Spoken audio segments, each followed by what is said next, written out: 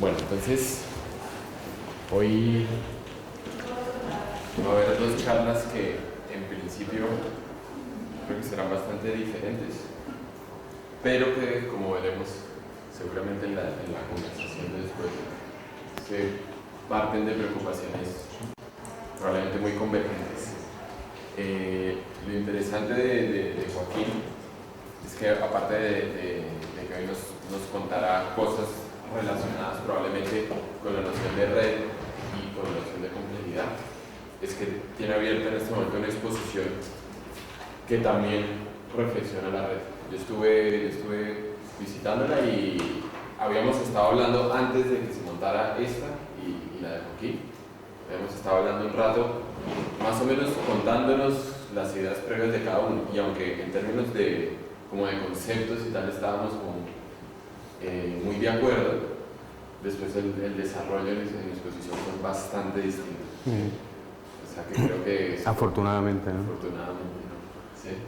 Es otro desarrollo de red desde el punto de vista plástico, desde el punto de vista también de preocupación mental.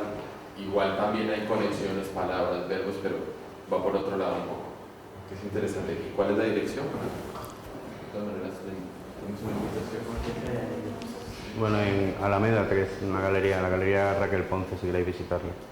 Para que lo visite. Y luego tenemos a Víctor Ignacio, no, solamente a Víctor, que estuvo aquí hace poco mostrándonos unos desarrollos bastante impresionantes que lleva a cabo con NextLimit. Es una empresa que desarrolla, digamos, soluciones muy potentes para simulación realista de ciertos comportamientos que usualmente eran precisamente el problema y la mayor dificultad de realizaciones en 3 dimensiones, que son los fluidos, por ejemplo.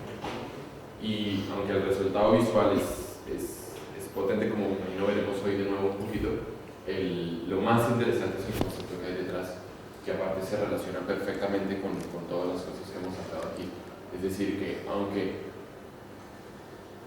digamos, a mí lo que me interesó es que conecta el efecto especial, digamos, lo más sensorial, visual, etc., pero con un problema conceptual muy simple, ¿sí? Que aparte es extrapolable, como ya hemos estado hablando, a cuestiones sociales, al mismo conocimiento, a muchos campos, ¿sí? Que es como si nos preocupamos por pequeñas cosas y que cada pequeña cosa sepa qué debe hacer en relación a sí mismo y en relación a su vecindad inmediata, no se pueden generar comportamientos bastante impresionantes. Bueno, después hablaremos un poco como todos estos días.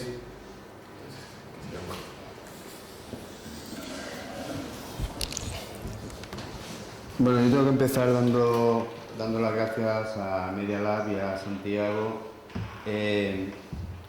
Primero por plantear esta exposición, que yo creo que es una exposición que hace mucho tiempo que se tenía que haber planteado. La encuentro necesaria. La encuentro necesaria sobre todo, aparte de los desarrollos que ha hecho personalmente Santiago, me parece muy interesante, el contador de historia y los demás programas. Creo que cumple una función pedagógica fundamental, sobre todo para gente que no viene directamente de este mundo. Quiero decir, gente que no viene de las matemáticas, que no vienen de determinada formación, a la que le puede ilustrar bastante. Y por eso digo que es una exposición que yo me alegro mucho que se haya hecho. Quizá a mí me hubiera gustado hace tiempo poder hacerla, pero seguramente no tengo ni los conocimientos ni quizá no tenía un interés personal especial en hacerla, pero sí creo que es fundamental que se haya hecho. Por otro lado, como podéis imaginar, aunque yo tengo una cierta formación científica, pero muy, muy pequeña, y desde el mundo de la medicina, que en un momento dado se le ha considerado también un arte, mis conocimientos acerca de la complejidad podéis imaginar que son muy intuitivos y he llegado a ella casi por una necesidad. una necesidad de comprensión y por tanto una necesidad vital, que me parece que es muy importante no quedar en la fantasmagoría de la mente simplemente y del conocimiento, sino acercarlo a algo muy vital. Entonces, en ese sentido, me siento aquí un poco como, diríamos que os voy a presentar como una especie de caso clínico. Me da la sensación de que aquí me podéis ayudar de alguna manera. Media Lab tiene recursos, y me refiero a recursos no solamente técnicos, sino fundamentalmente humanos, que son realmente los importantes, como para que me podáis dar pistas sobre el trabajo que vengo desarrollando desde hace 10 años y que yo lo voy a plantear casi como un caso clínico.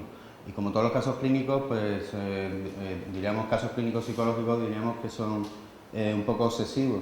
Y por lo tanto, si me cedo en el uso de la palabra, por favor cortarme como cualquier esquizofrénico que no para de hablar y que se le va la olla.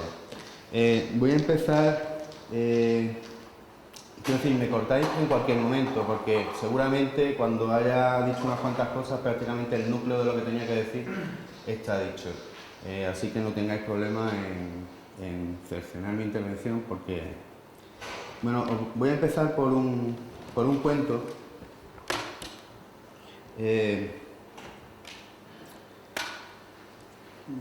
un poco para relacionar cosas. El cuento se llama La trompa. Dice así, durante un año asistí lunes, miércoles y sábados a un curso de ciencias cognitivas, inteligencia artificial, algoritmos y sistemas expertos, conexionismo en lenguajes artificiales, lógicas borrosas y redes neuronales. La nueva mente del emperador, el libro de cabecera de los cerebros insomnes, y el MIT, el Instituto Tecnológico de Massachusetts, donde se investigan los despertares del mañana, sistemas de visión artificial y psicología del conocimiento. Estaba apasionado. Mi curiosidad y mi afición al peligro me empujaban, clase tras clase, a acercarme al lugar donde sabía que mi mente sería trepanada, mi espíritu aspirado y mis instintos sometidos al tormento del vacío. Carmen. La descripción de sus atractivos podría ser muy pormenorizada. Estoy acostumbrada a este tipo de precisiones. No quiero, sin embargo, rescatar de mi memoria más de lo imprescindible.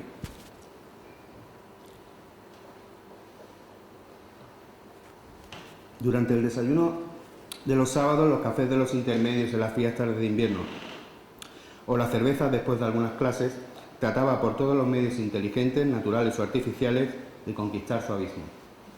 Inútil, ella me hablaba de las trompas. La mujer de caderas algorítmicas y 34 años de miradas expertas estaba enamorada de un trompista. Creo que fue entonces cuando experimenté verdadero interés por la inteligencia, la suya. La trompa no parece a primera vista un instrumento de los que enamoren. No es la consabida voz interior del cello, no son las manos enloquecidas del piano, ni tiene el perfil del saxo, ni el vientre pegado a la guitarra, no es la voluptuosa tuba, no se levanta al cielo ni baja al infierno como la trompeta o el trombón, ni siquiera late sencillamente como las percusiones. La trompa es una oreja grande y sorda, un montón de metal enroscado en brazos de quienes no dan más que para el acompañamiento y solo necesitan 3 dedos. Eso pensaba. A Carmen le gustaba leer en alemán a los escritores alemanes y desentenderse de sus compañeros del instituto en el que daba clases de filosofía. Me hablaba de la alegría salvaje como si yo supiera algo de eso, y de la tristeza infinita como si yo no supiera nada de eso, y del trompista. Un sábado, después de las clases de la mañana, me besó. Fue sobre todo una explicación silenciosa, larga y profunda. Mis labios y mis pensamientos palidecían mientras me explicaba por qué mis ojos, obstinados en rozar su mirada, no eran suficientes. ¿Por qué mis manos, retenidas en los bolsillos, no se atreverían a acompañar sus ritmos? ¿Por qué mi locura nunca podía descansar junto a la suya, ni el rumor de mis ideas susurrarle algo desconocido? ¿O por qué mis luces no encenderían sus pliegues? Utilizando el silenciador de sus armas, nadie me ha hablado con más claridad. Sentí la asfixia de mi propia incapacidad.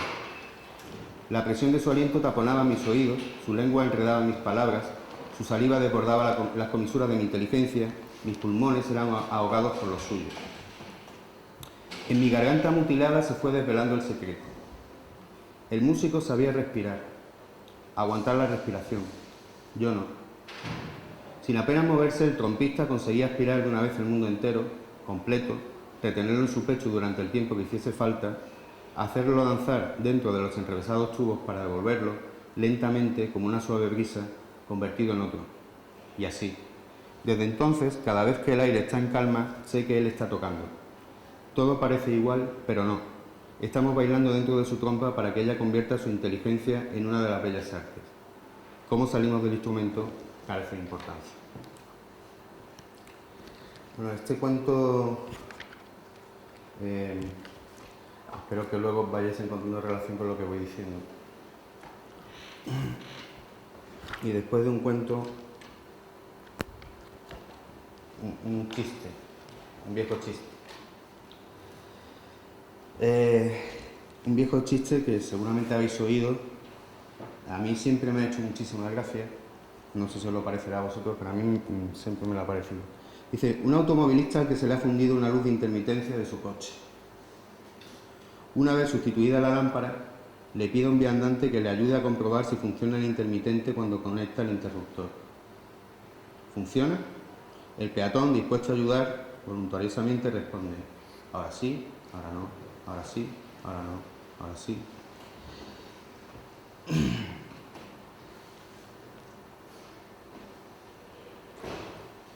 Solemos hablar del ser y del no ser, de la vida y de la muerte, de la presencia y de la ausencia, etc. Y da la sensación de que funcionan ahora sí, ahora no, ahora sí, ahora no, ahora sí, ahora no. Es decir, atribuimos funcionamiento al ser y ausencia de funcionamiento al no ser. Funciona la vida y la muerte es el cese de esa función. La presencia nos predispone a atribuirle alguna función y la ausencia parece privarnos de ella. Víctimas y verdugos del monoteísmo, de la monogamia, de las dedicaciones exclusivas en nuestras profesiones, de las profesiones de fe en cualquier aspecto de la vida, de la fidelidad a una coherencia de estrechos límites, somos producto del mito de la unidad. Amasando seguridades mono, con el aglutinante del miedo nos hemos convertido en el mono sapiens del que hoy nos jactamos. Y todas estas monomanías que hasta ahora, al menos en gran parte de Occidente, nos parecían eficaces para el porvenir del género humano, empezaron hace ya tiempo a generar síntomas de ansiedades y angustias no justificables en la clínica búnker que nos hemos construido para ahuyentar la abrumadora complejidad del mundo.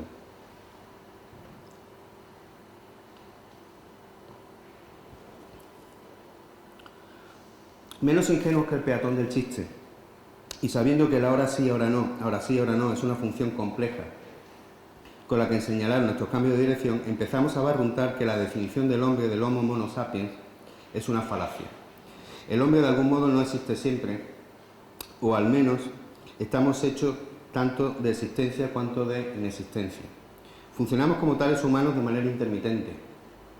Lo que solemos llamar hombre es un devenir discontinuo, oscilante, más o menos rítmico, de algo que se nos escapa. Que la luz circula de modo discontinuo dentro del cerebro parece no ser una aproximación inverosímil a lo que en nuestra mente sucede. Que la percepción de la realidad funciona en nuestras cabezas y en nuestras sociedades de modo similar a la corriente alterna, al parpadeo o al latido cardíaco tampoco parece conducir al absurdo. Comprobar que los vaivenes de determinación, indeterminación o definición-indefinición nos dificultan y enriquecen mucho la vida por su complejidad, haciéndonos bailar cada día sobre terrenos más movedizos y frágiles, tampoco parece tener visos de enfermedad mental alguna en distintos grados de morbidez. Diríamos que cuando las personalidades esquizoides se generalicen y puedan compartir vivencias con sus semejantes, la monofrenia será una enfermedad. Pero aceptar esto no nos va a dejar indemnes. Vamos a pagar caro el reconocernos mucho más frágiles de lo que pensábamos, aun cuando esto nos conduzca a ser menos dóciles y más libres. Vamos a pagar un alto precio por reconocernos en un devenir humano nunca consumado. Vamos a pagar, algunos ya lo pagan o lo pagaron, por dejar de lado la boba intranquilidad del mono sapiens para abismarnos en la intranquilidad de un esquizo sapiens con el alma llena de agujeritos negros en los que condensar las multiplicidades que nos rodean y de agujeritos vacíos por donde filtrar los destellos de luz de esas mismas multiplicidades. ¿Y qué tenemos? Una multiplicidad de agujeros hiperllenos, hipervacíos danzando entre nuestras mentes, entre nuestras vidas, Ese será nuestro territorio, nuestro suelo, nuestro cielo, superficies deslizantes y discontinuas en las que un desliz inteligente será el modo de desplazarse. Superficies hechas a cada paso de baile, cartografías del instante, secuencias de luz y de oscuridad, entre las que reconocer lo posible y no lo meramente visible. Y todo hecho de modo generalizado, no encapsulado en las mentes de artistas al borde de la psicosis, intelectuales a hitos de mundanidad o marginados hartos de psicotrópicos.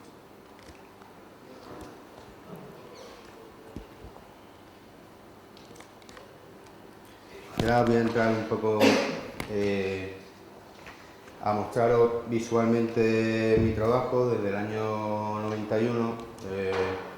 Espero que las diapositivas pasen muy rápido. Yo creo que sí, que irán rápido. Y al mismo tiempo voy a leer un poco las líneas generales o líneas básicas de mi trabajo, al menos de los inicios. Aquí tengo un texto que escribí en el año 96, pero yo creo que como explicación primera de dónde parto para trabajar, puede funcionar bien. Yo lo he llamado a esto desde el principio proyecto discontinuo y, bueno, encarar la complejidad del mundo y de la propia existencia es una tarea inabarcable, sin éxito de antemano. Conocido esto, nos arriesgamos de todos modos en el laberinto. Cada uno inventa su tránsito, su manera de transitar por la complejidad. El artista además lo comunica y para ello requiere de la forma. La estrategia que utilizo es la secuenciación de segmentos, líneas discontinuas y las tácticas, los distintos modos de relación de esos segmentos con cualquier tipo de realidad o ficción que me interese. Es decir, simular un modelo de sistema obra abierto que me sirva de herramienta para caminar e intentar comprender el mundo que nos rodea. Una de mis principales preocupaciones, os diría que la principal preocupación de mi trabajo o de mi cabeza siempre ha sido la relación de las partes con el todo.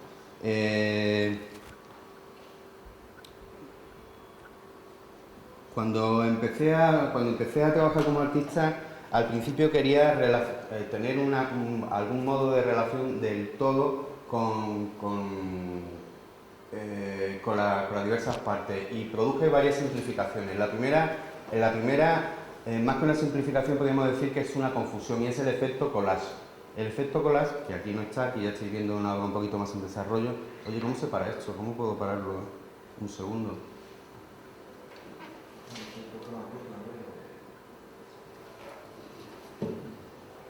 Un espacio, sí. Estaba parado, creo. Cuando daba espacio parecía que se rompía.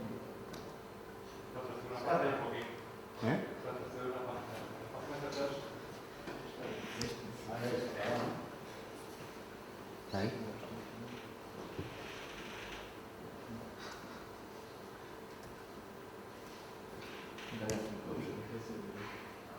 Ahí, ¿no? Y ahí otra vez, ¿no?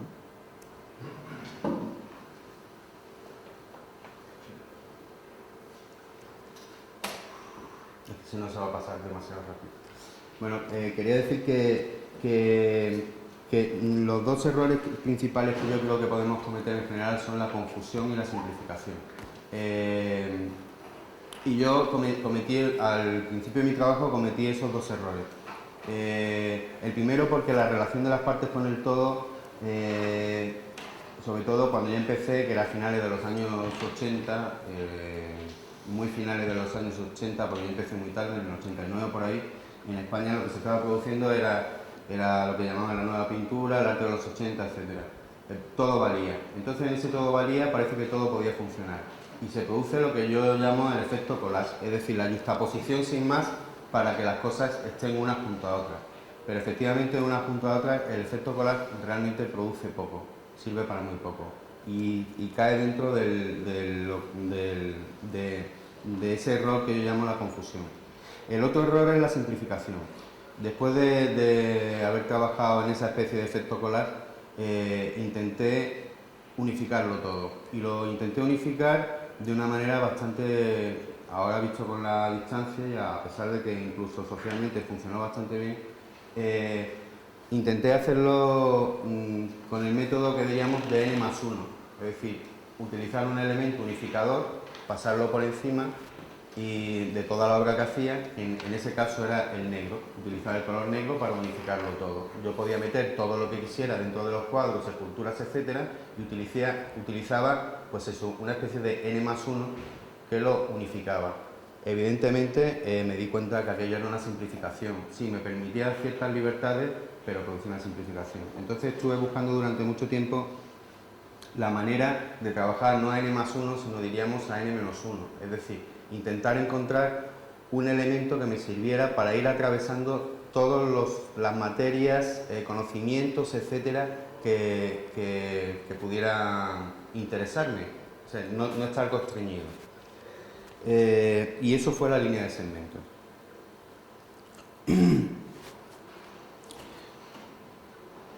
Bueno, el verdadero artista revela verdades místicas al mundo. Esto es una cosa que dijo Ludwig Naumann en una obra famosa. En esta frase se habla de lo oculto, del misterio, de lo que los epistemólogos han llamado azar ontológico, contingencia pura que actúa ciegamente en el universo, a diferencia del azar epistemológico, que es el azar fruto de nuestra ignorancia.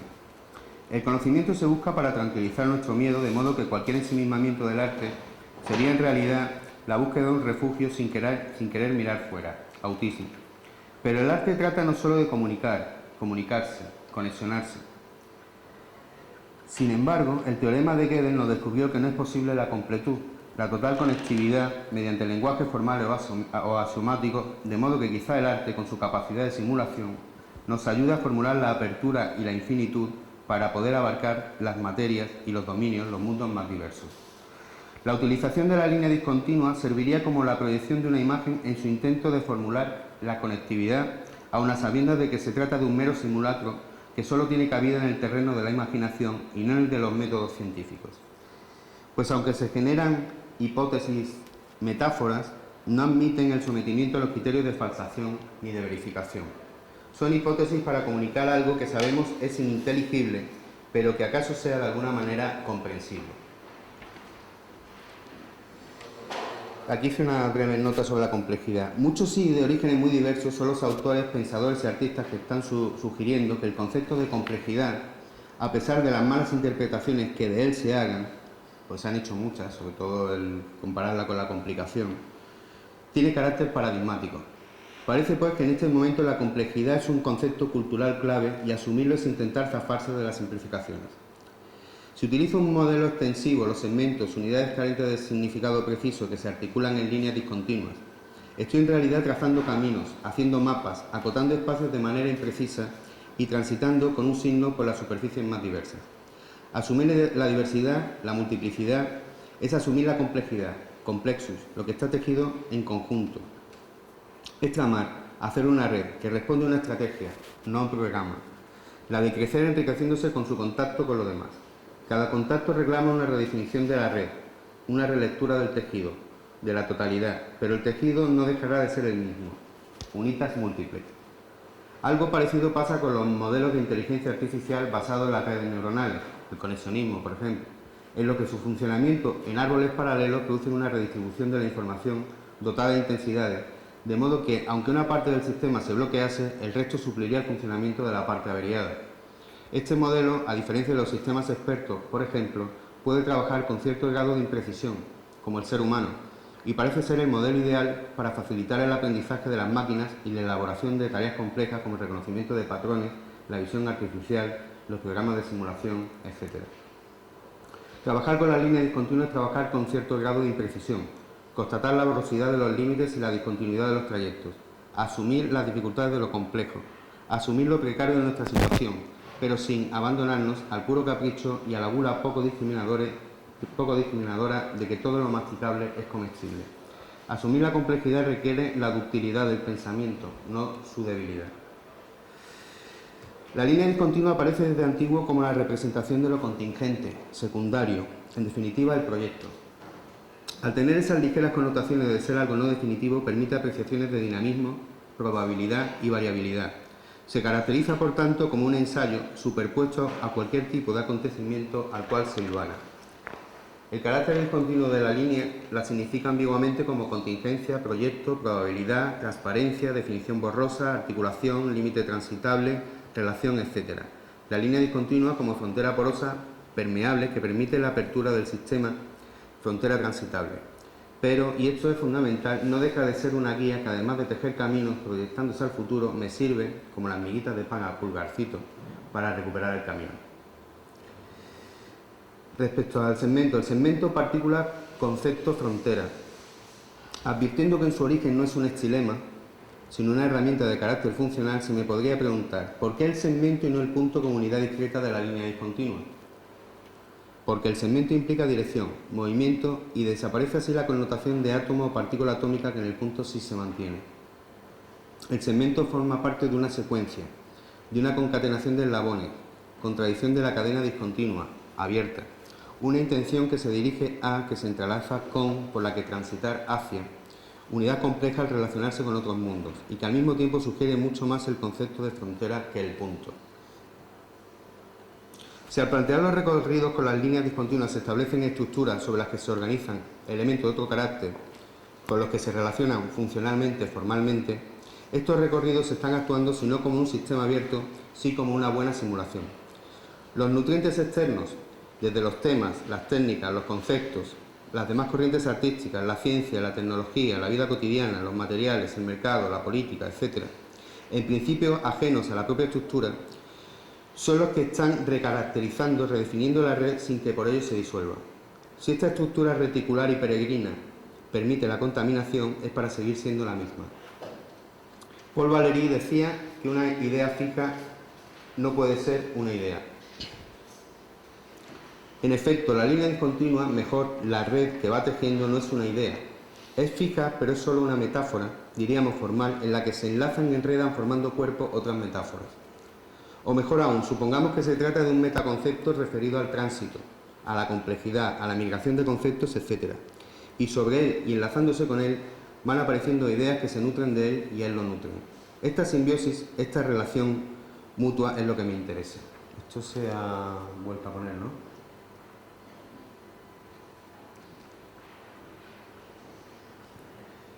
Bueno, como decía, esta simbiosis, esta relación mutua es lo que me interesa, pues uno sin el otro quedarían en un caso como una idea hueca, vacía, y en el otro como un anecdotario de ocurrencias, un catálogo de fugacidades.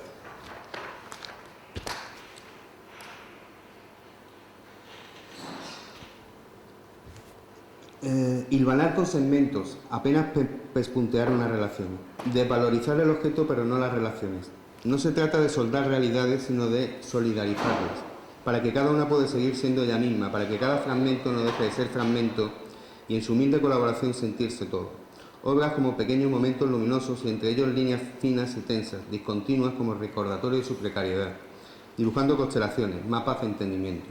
Como nos recuerda Yankelevich, subsiste en nosotros alguna totalidad.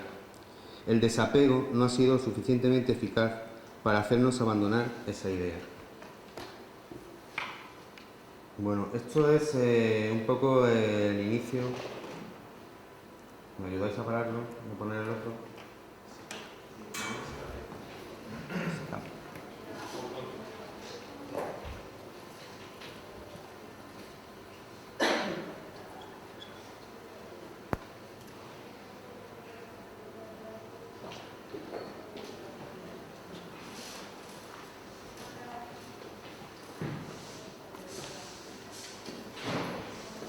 Bueno, pues diríamos que este es el núcleo, diríamos, gráfico del que parte mi trabajo.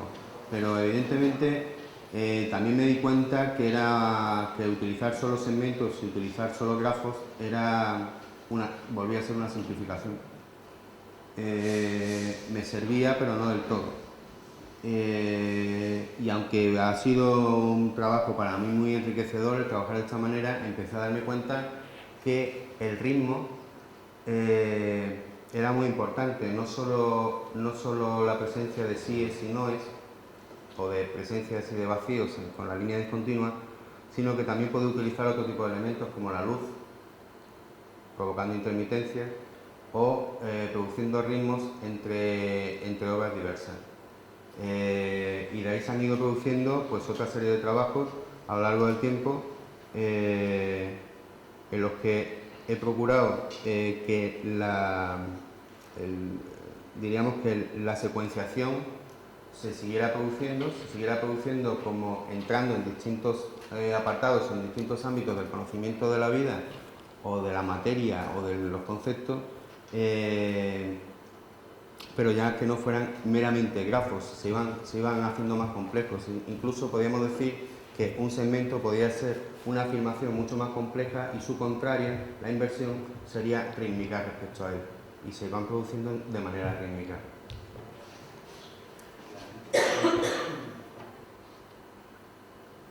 Pero como podéis haber apreciado, mi trabajo no parto en principio de las nuevas tecnologías, sino que he intentado un acercamiento a la complejidad, diríamos, desde los modos más tradicionales o más clásicos dentro de lo que puede ser el arte del siglo XX. Seguramente si mi acceso a las nuevas tecnologías va progresando, seguramente iré acercándome de otro modo.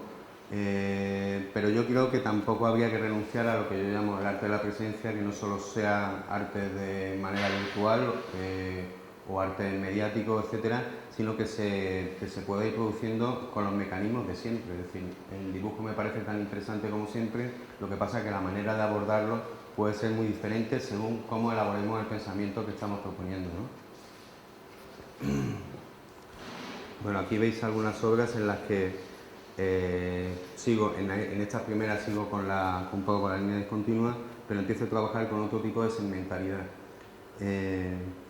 Me llamó muchísimo la atención aproximadamente en el año 97, tuve un encuentro fortuito con Deleuze, que también es alguien básico en mi trabajo, de luego su trabajo sobre el rizoma o el ritornello, 1000 mesetas en general, y recuerdo algo que me interesó mucho en su momento, quizá de una manera ingenua, que decía que el hombre es un animal segmentario, y efectivamente trabajamos de manera segmentada. Aquí veis algunos ejemplos de trabajos con luz, esos son secuenciadores. Este, por ejemplo, es el caso de un hotel en el que pongo un secuenciador encima de una cama y se van encendiendo los distintos puntos de luz de la habitación como de una manera rutinaria, ¿no? Aquí hay una especie de interactividad boba, que es simplemente producir cambios de velocidad en una obra. Era la única interactividad que se le proponía al visitante. Después de los trabajos con luz, o algunos tan primitivos como este, de trabajo en una comunidad en República Dominicana, en el que lo que hicimos fue colaborar en que la gente contribuyera a hacer un peldaño de un laberinto de escalas colgantes, algo muy sencillo, que era lo más que podíamos disponer de trabajo allí.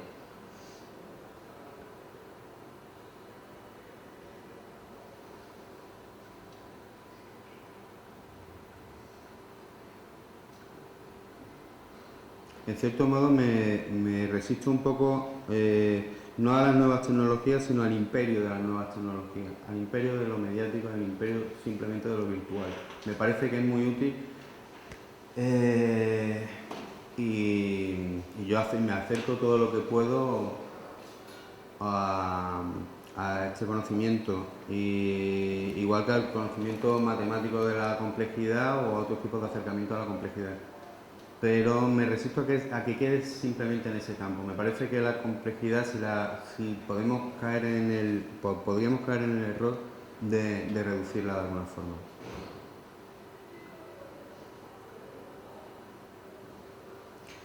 Y bueno, para terminar, quizá algunos que hayáis visitado la exposición que tengo ahora aquí en Madrid lo hayáis leído. Mientras termina esto, y como no tengo imágenes de la exposición, solo tengo unos vídeos y me parece que el tiempo ya empieza a apremiar,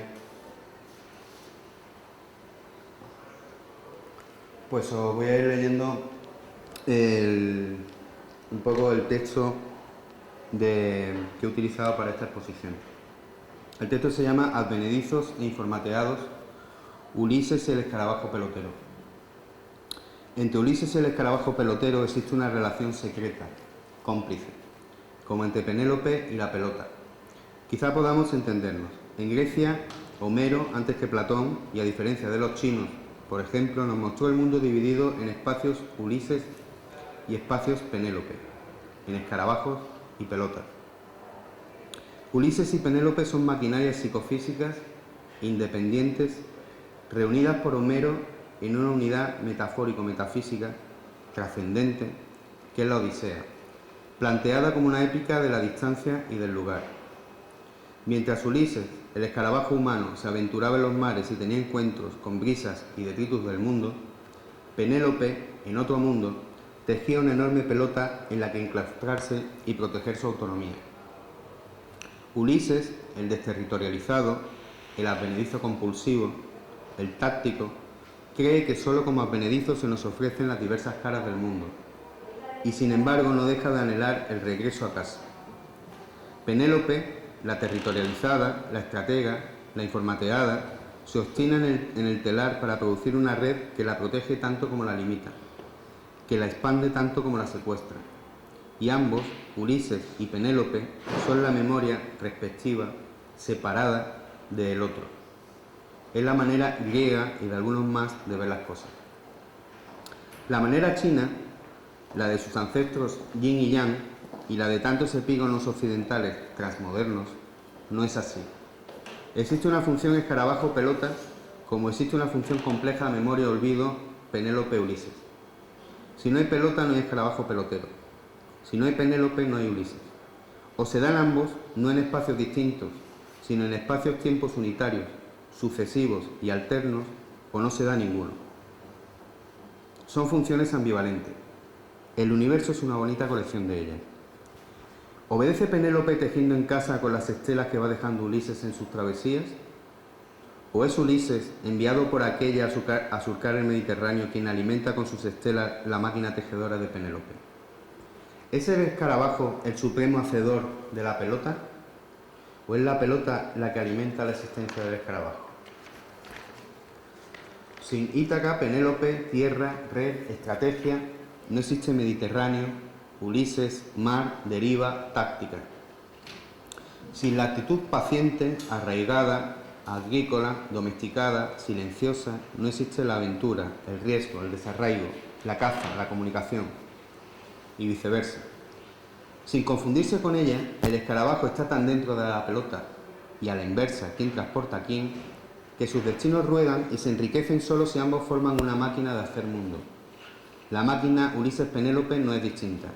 Ulises y Penélope son aspectos maquínico-funcionales, inmanentes, reunidos por Oriente en una unidad psicofísica, mente-cerebro, y que funcionan articuladas en espacios-tiempos segmentados. Espacio-tiempo Ulises, que deviene Penélope, espacio-tiempo Penélope, que deviene Ulises. Y su funcionamiento es alterno y diacrónico, no continuo ni sincrónico. Espacio-tiempo escarabajo, que deviene pelotas, espacio-tiempo pelota, que deviene escarabajos. Verdaderas inversiones y multiplicidades. Corpúsculo y onda. Función luz.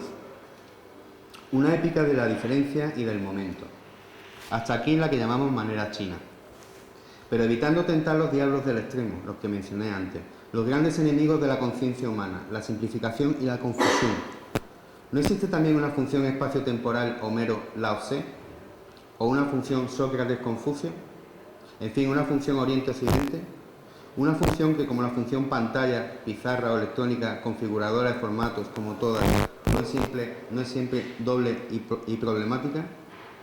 Y no hablamos de dialécticas que nos conduzcan a síntesis, sino de articulaciones espaciotemporales que nos hablan de ritmos y danzas, para bailar con Shiva. No decir la complejidad, tan antigua como la inteligencia, no explicitarla si no es en el terreno de la didáctica con el fin de no olvidarla, siempre estuvo ahí. Lao Tse, los presocráticos, la vida, Deleuze, el shivaísmo, Velázquez, el libro de las mutaciones, Nietzsche, Bach, el Zen, la vía intermedia, Borges, el Poglac, Duchamp y largo etcétera. Por tanto, no decir la complejidad, tratarse con ella, hacerla, siempre dispuestos a generar rítmicamente la función inversa. Advenedizos y o informateados, siempre dispuestos a generar radicales libres mediante los que facilitar el enlace y ramificar el azar. ¿Me consideras un hombre culto y leído? Sin duda, replicó Zigong. ¿No lo eres? En absoluto, dijo Confucio. Tan solo he agarrado el hilo que enlaza el resto. Alejandro Magno, discípulo de Aristóteles, ante la imposibilidad de desembrollar el nudo gordiano hecho con cuerdas que habían puesto ante él algunos sabios, desenvainó su espada y lo deshizo de un tajo. Un miembro de la audiencia le preguntó: Doctor Suzuki, cuando usted utiliza la palabra realidad, ¿se está refiriendo a la realidad relativa del mundo físico o a la realidad absoluta del mundo trascendental? Cerró los ojos y adoptó esa actitud característica que algunos de nosotros llamamos hacer el Suzuki, y en la que nadie podía asegurar si estaba en profunda meditación o completamente dormido. Tras pasar aproximadamente un minuto en silencio, abrió los ojos y dijo: sí. Tratarnos con la complejidad puede ser una de las maneras de tratarnos, aunque la amputación siempre es otra manera quirúrgica de hacerlo. O quizás no sea una cuestión de tratamiento, sino una cuestión de diagnóstico, es decir, una pregunta. Porque como nos dice Jorge Wagenfeld en su libro Ideas sobre la complejidad del mundo, responder es un proceso de adaptación y preguntar un acto de rebelión. Y uno se pregunta, ¿es responder una actitud de astucia y preguntar un acto de inteligencia? ¿Es responder una toma de poder y preguntar una voluntad de fuerza? ¿En qué estamos? ¿Cuál es este momento? ¿Un momento Confucio? ¿Un momento Alejandro? ¿O un momento Suzuki? ¿Cómo gestionar el devenir? ¿Mediante la invisibilidad? ¿Mediante la espectacularidad? ¿O apenas gestionarlo? ¿Políticas de la diplomacia? ¿Políticas urgentes? ¿O casi políticas? ¿Arte de la complejidad? ¿Arte de emergencia? ¿O apenas arte? ¿No son todos ellos, las variaciones de momentos, gestiones, políticas, artes, unos riquísimos espacios-tiempos que deberíamos aprender a ritmar en lugar de contribuir a que se aniquilen entre ellos? Seguramente el sí de Suzuki es una de las mejores preguntas que uno puede encontrar, ¿o no? Nada más. Si queréis ver la exposición, en fin, porque esto un poco tiene que ver con la exposición que tengo ahora mismo, más que con esto era simplemente que vierais un poco el desarrollo del trabajo. Y nada más, muchas gracias.